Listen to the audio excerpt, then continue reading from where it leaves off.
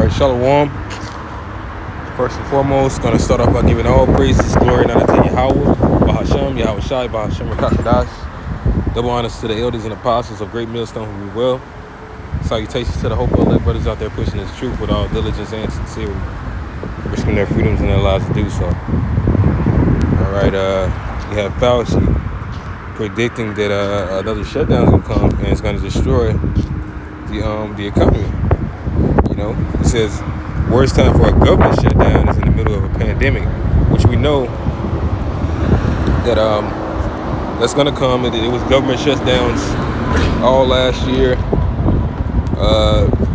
cyber shutdowns, and that's going to happen again, because when the dollar's not flowing like that, or when you don't have people working or spending like that, and this economy is already on the brink of destruction, you know, it's going to fail. But this time it might not get back up. They always had since I guess since like, what was it, 2007, 2008, stimulus, after stimulus to stimulate the economy, Slocky, what's the proper phrase is, they got bonded out or whatever, you know, as far as the Dow and the monetary system. But once again, if the government shuts down again, it's not going to open back up. That's what we're probably going to be walking into, you know. And us who are in the know, we already know that this is pretty much set up. It's set up for these things to happen, all right? Because eventually we're coming to a time to where Esau's going to try to push that great reset. Guess what? The Lord has his own motives in the plan as well. You know, he has people that are going to fight against this new world order if they're not down for it. So really, all prophets are doing right now is speaking and watching.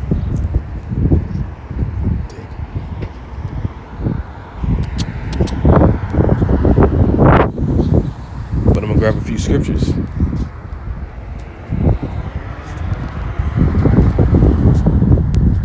This is Ephesians chapter 4, verse 14. It says that we henceforth be no more children tossed to and fro and carried about with every wind of doctrine by the sleight of men and cunning craftiness whereby they lie in wait to deceive. Because the masses are being deceived, thinking that, things are going to open back up, that this house is going to continue forever. But it's not. You know, we're coming into a time where this is all about to end, and Esau's trying to fight, you know, so that it doesn't.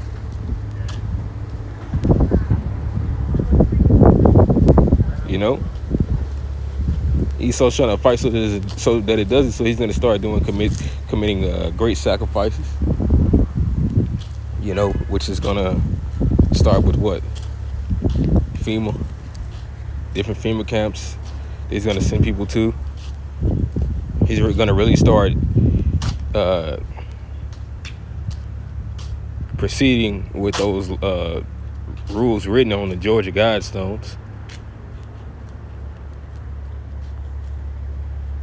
Because he knows that he has but a short time. So he's about to start showing his horns. All right? Instead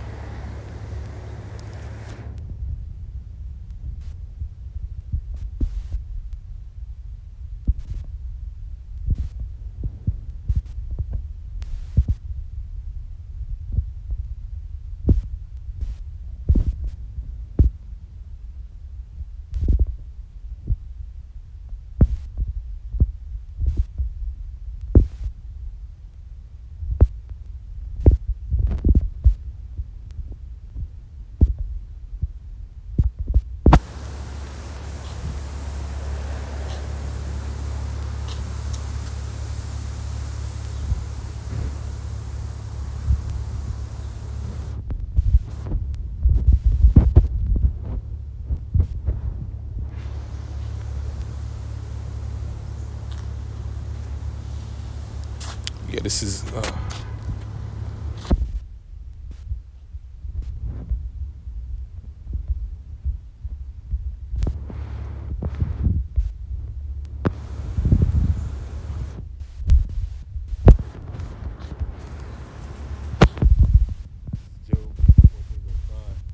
It says, "Seeing his days are determined."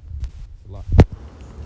Seeing his days are determined, and the number of his months are with thee.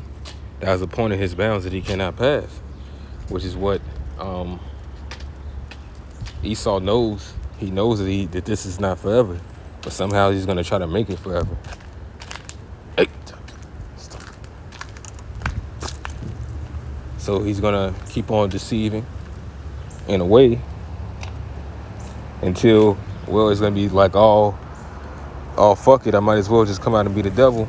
You know, these people are waking up to these lies that I'm spewing out. So I got to shut this thing down again. I'm going to try to do this great reset. And then, you know, he's just going to start pushing this thing even more heavily. Aside from these jabs that are going out, Esau is really trying to make his kingdom forever on this earth. But his kingdom was meant to be a carnal one. All right? It was meant to be one that was of the flesh, in which we know the thing about the flesh is that it doesn't live forever. It says in the scriptures that flesh and blood cannot inherit the kingdom of heaven, and that's talking about carnality. You know, it's talking about these bodies and anything that's of this lifestyle, wicked mindset that cannot inherit the kingdom of heaven. Because the bodies that we're going to get are going to be godly. They're going to last forever. You know, we're going to have immortality. This world was never meant to have that. It dies off. You know, but we're going to have it abundantly with fruit, man. You know, that's the thing that Esau is trying to fight against. He's trying to fight against the natural order on which the Lord set things up. All right? So when this place shuts down again, it's not coming back open, man. It's not coming back open. It's going to come back open for the few, so-called, and then once then, it's still going to start to dwindle and die out. You know, for people who have the chip, you know, which is the next thing after this jab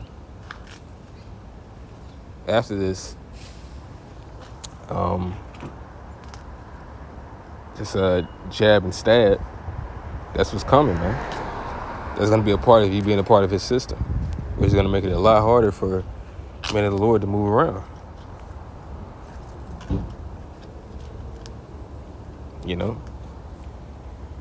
As a matter of fact, the scripture I wanted to get, because I was thinking about it in Daniel's, because it's already hard now, but that great tribulation is coming, which is called Jacob's trouble. This is Daniel chapter 7, verse 25. And it says, "And he shall speak great words against the Most High, and shall wear out the saints of the Most High," which wearing out the saints is basically trying to conquer everything on the face of this earth and make it so nobody else can move around and do anything. You know, I forget the Gadite movie, but it was like Esau was basically, it's like a monopoly. He's trying to conquer everything to where you can't go and you can't have your own land, livelihood, food, clothing, nothing. You have to go to him for everything. He made it so like, okay, well, you can come to me for all these things. Why should we come to you? We already had these things. All right. Then it's like, okay, you already had these things. Well, now I have all these things. Now you have to come to me. But he's making it in such a way that where you're going to have to commit sin to come to him. And we're not trying to do that, nor influence anybody else to do so, man. So that's a part of wearing out the saints, man. This system, you know, is ultimately, that's what's going to do it. That it's going to make it extremely hard and uncomfortable for men to move around. It's not trying to be a part of Esau Edom, you know. And that was cool. Hey, you can do what you're doing on your side, you know, be the devil on your side. But now you're affecting how the Lord's people are going to get around, man. You know, because you want to be the devil. This place has no freedom in it. All right, and it says, "And think to change times and laws, and they shall be given into his hand until times and the dividing of time." You know, which that time is almost up. You know, it's talking about this servitude that we're in. The Lord is going to deliver us out of it, man. That this is not forever. All right. This is Jeremiah chapter 30, verse 6. It says, 7. I'm going to start at verse 6. Actually, start at verse 5. It says, "For thus says the Lord Yahweh, we have heard a voice of trembling, of fear, and not of peace. Ask ye now, and see whether a man doth travail with child. Wherefore do I see every man with his hands on his loins, as a woman in travail, and faces are turned into paleness." What's that derision that people are going to be had in. It's going to be really terrible out here for people. All right? Most people don't have survival skills. And when I say most, it's pretty much all. Probably about 80%, 90% of America doesn't know how to survive on their own without Esau. He's made them that dumb to be like that. You know, they don't even know what's the proper things to put into their bodies. They don't even know what food is. All right. So in that day, a lot of people there, especially that just know that a hamburger is a hamburger. They don't know where the meat even comes from, let alone that you don't even need meat to survive. They could be in a poor case. So yeah, the government cannot survive another shutdown. It's gonna break down, and then after that, you're gonna have what is known as martial law, which is a military over the government, a Judge Dredd like situation where you have judge, jury, executioner all in one. You know, it's not gonna be a trial. Nobody's gonna be tried for anything. It's just gonna be you either taken to a FEMA camp or killed on the spot. But it says, "Alas, for the day is great, so that none is like it. It is even the time of Jacob's trouble, but he shall be saved out of it." So we are coming into these times, and we can't forget that. You know, we talk about it like this is really the end all be all that we always talk about, no matter what lessons we get into.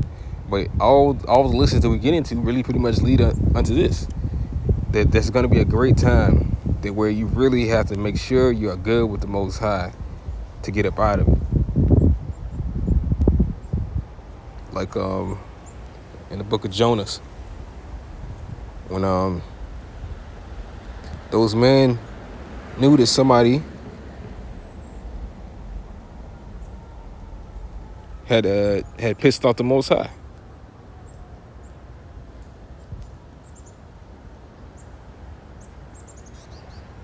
Basically to make peace with your guy, because we all about to die.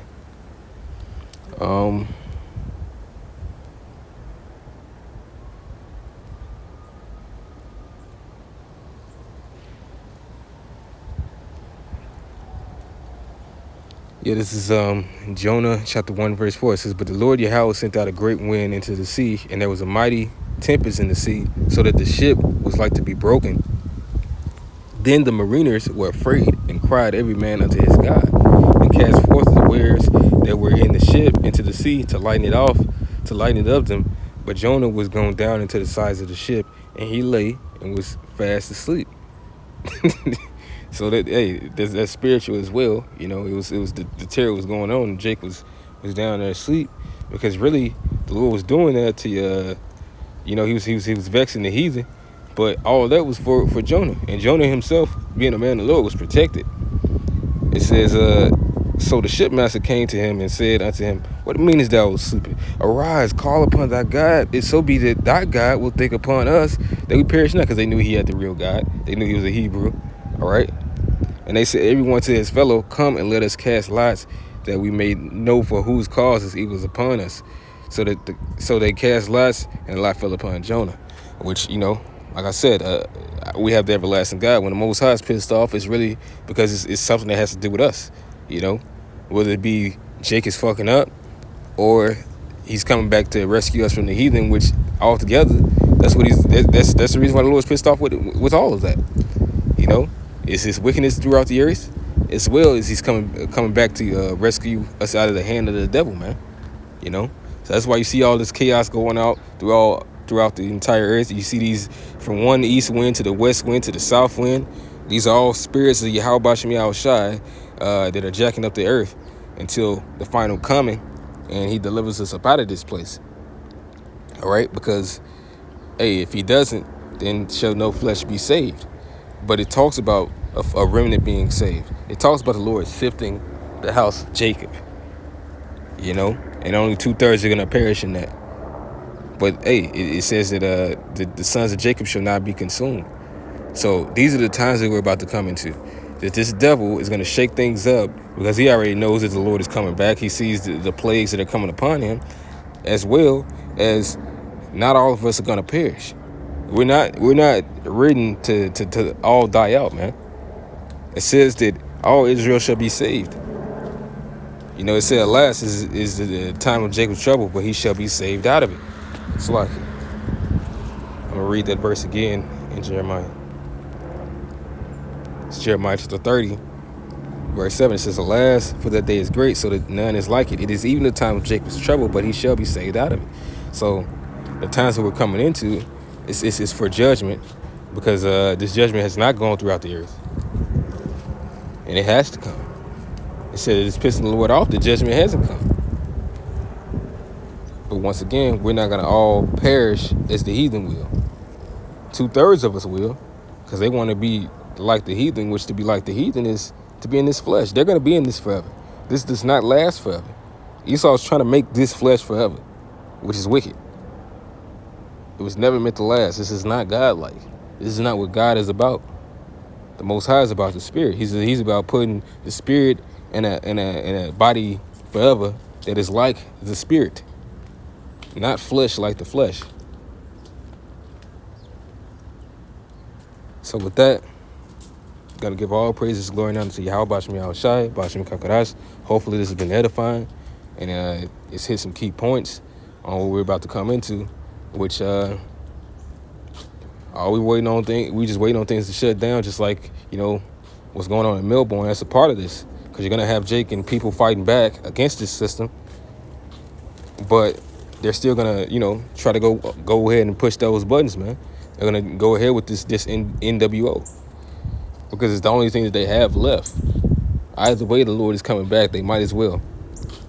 So with that, gonna say shalom, call halayim, and the Bible ball.